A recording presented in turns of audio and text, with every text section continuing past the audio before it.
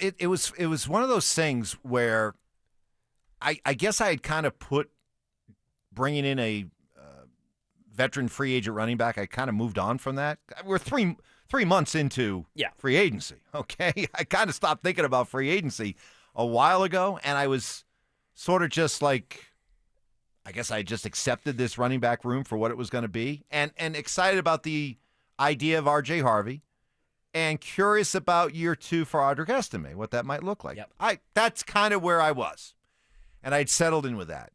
And then the news of JK Dobbins came up, and I was like, I guess I was kind of surprised at the way I reacted to that, because all of a sudden I felt like, yeah, you know what? They do need to add. They do need to add. Yeah. Go sign JK Dobbins. And if you can't, go get Nick Chubb. Because once I was presented with the idea, and it was refreshed for me, the idea of adding another running back to this room, I'm like, yeah, you know what? I think they need it.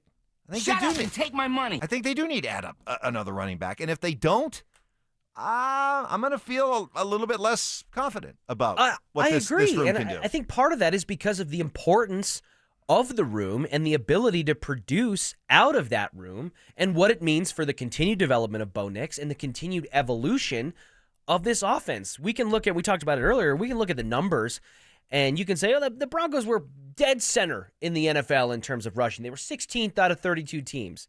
But when you subtract Bo Nix's contributions to that, which were significant both in numbers and in situational impact, when he's scrambling on third downs or he's, bailing out of bad drives and bad plays to move the chains with his legs, it really wasn't that significant. Zach Bye loves to, when he's not complaining about your trivia questions, loves to bang the gavel for the fact that we didn't have a single Broncos running back in over 400 carries produce a rush for more than 21 yards over the course of an entire season. So the ability for this running back room to lift beyond what they were last season is going to be so important that, when all of a sudden the idea comes up of bringing in a JK Dobbins or kicking the tires like they didn't on a guy like Nick Chubb, it does feel like let's do it. If you're not 100% dead set confident, if you're not the Baltimore Ravens with their running back room and what you've got, you should be looking to add.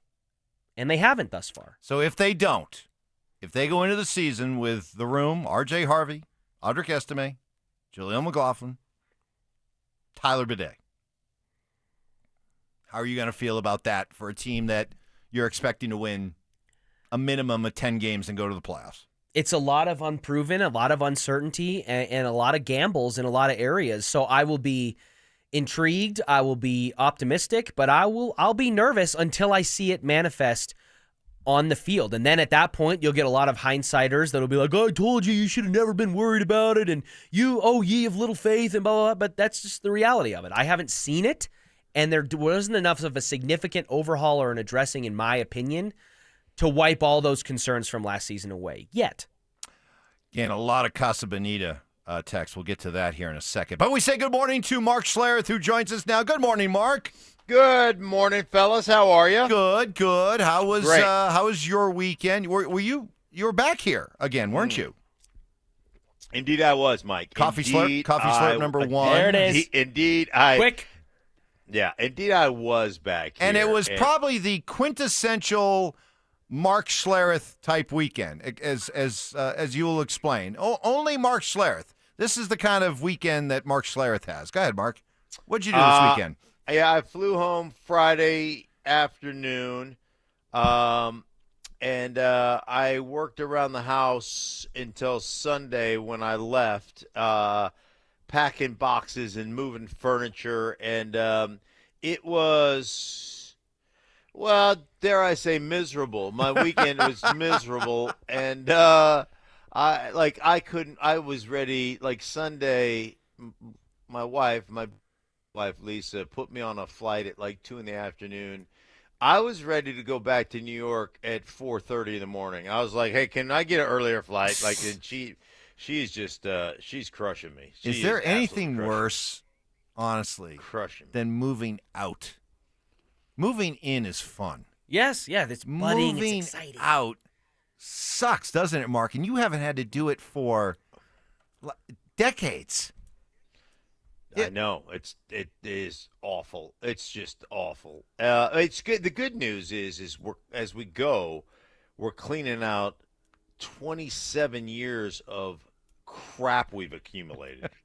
Oh, that Stuff that you basement purge if you've lived somewhere for a long time, that basement purge is biblical sometimes. Yeah.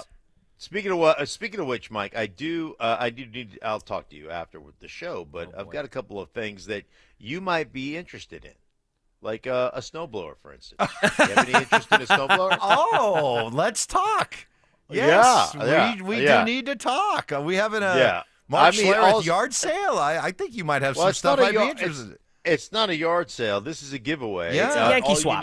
All you need is a truck. Oh, you have a truck, which you do have a truck. So all you got to do is bring your truck over and collect some parting. Well, gifts. do you have kind of like a catalog of available items that I could take a look at here? And maybe, yes. Are you on Facebook Marketplace? Yes.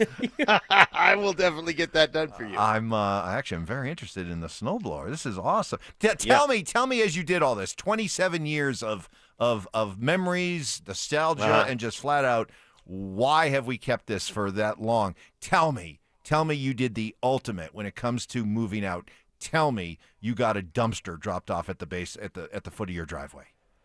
I wish. Nothing That's such a man says move. that. Nothing says I'm moving and I'm serious than putting a dumpster at the end Big of your old driveway. green bucket. Oh, Well, it's awesome. Yeah, my bride has given away so many things. A lot of our stuff is still nice stuff, so she just gave away, which I'm great with. Gave away like all kinds of furniture, all kinds of stuff. So good for her. No, it's good. It is all good in the neighborhood, as they say. All right, we will talk, Mark. We will talk. How's your knee, by the way? I thought you were coming back to have another surgery this weekend. Oh no, I was coming back. I came back a little early. That's why I missed the show Friday to talk to the Stedman Hawkins Clinic guys, and my knee is not doing well. So you got another one coming? Maybe. I don't know. We're gonna we just kind of did the preliminary consultation. You met with Stedman. Now you got to talk to Hawkins. Yeah. So that's why you couldn't do the show on Friday, huh? I thought there were other things that you were doing, but hey, whatevs. Okay. Consultation's only 90 minutes. Yeah, I might have to bounce. Well, I mean, I had to get on an earlier flight. I only have two choices. Oh, Mark Schlereth, you are one special person. We were having some fun with you this weekend. That's for sure. That is for sure. You were definitely. Well, yours truly does not pay a lot of attention to No, that's clear. It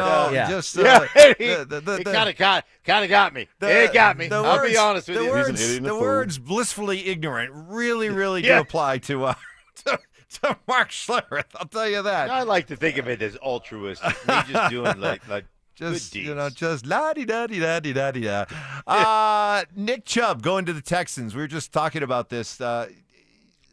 I told Richie I had gotten used to the idea of what the Broncos running back room was going to look like, and I guess I talked myself into it, or I was okay with it. But just the mere possibility of signing JK Dobbins last week got me thinking, oh no, I think they need to add to this running back room. And the fact that they didn't get a deal done with him yet, and the fact that Nick Chubb, who I liked all along in this free agent process, he's now finally going to be off the board. I'm a little bit uneasy. I'm a little bit uneasy about this running back room. What say you? Yeah, I think that's fair, Mike. I think being uneasy with this running back room based on the lack of productivity, based on like what we saw last year with guys either putting the ball on the ground, Estime, guys not breaking tackles on a consistent basis in McLaughlin, guys like Williams who just like had no dynamic burst to him.